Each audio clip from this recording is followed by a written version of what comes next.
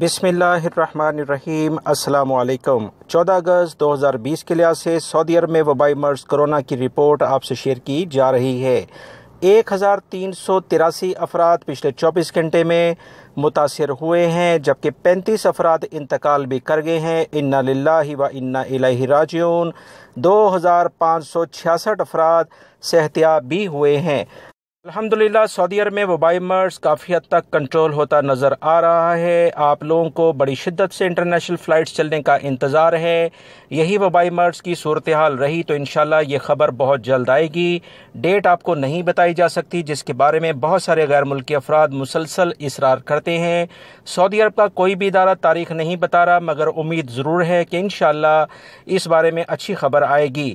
سب سے زیادہ کیسز آج مکہ المکرمہ میں آئے ہیں، 81، حائل 77، جدہ 69، 69، ریاض 63، حفوف 58، جازان 57، مدینہ منورہ 44، دمام 44، بریدہ 39، عنیزہ میں 36، طائف 35، یمبو 31، حفر الباطن 31، بیش میں 29 ہیں، تبوک 28، الرس 26، نجران 25، خمیس مشید 23، سامتا میں 21، کلوا کے علاقے میں 20، جبیل 20، خبر 16، احد مسارجہ کے علاقے میں 15، سبت اولا میں 14 ہیں، آباد 13، تبالہ کے علاقے میں 13، وادی دواسیر میں بھی 13 کیسز سامنے آئے ہیں۔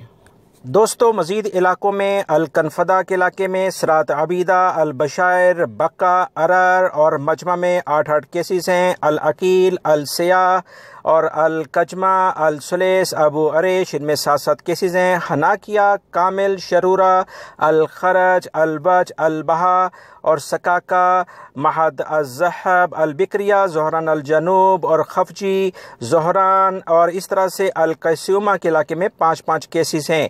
دیگر علاقوں میں بھی 2 سے 3 کیسز ہیں۔ بڑے شہروں کی تفصیلات میں نے آپ سے شیئر کر دی ہیں۔ سب سے اچھی خبر یہ ہے کہ 2566 افراد صحتیاب ہوئے ہیں، جو کہ وبائی مرض میں کمی کی ایک بڑی علامت ہے۔ اللہ رب العزت انتقال کرنے والے جو بھی افراد ہیں، جس بھی ملک سے ان کا تعلق ہے، اللہ ان کے گناہوں کو معاف فرمائے، آمین۔ ویڈیو لائک کر کے شیئر آگے لازمی کر دیگا۔ السلام علیکم۔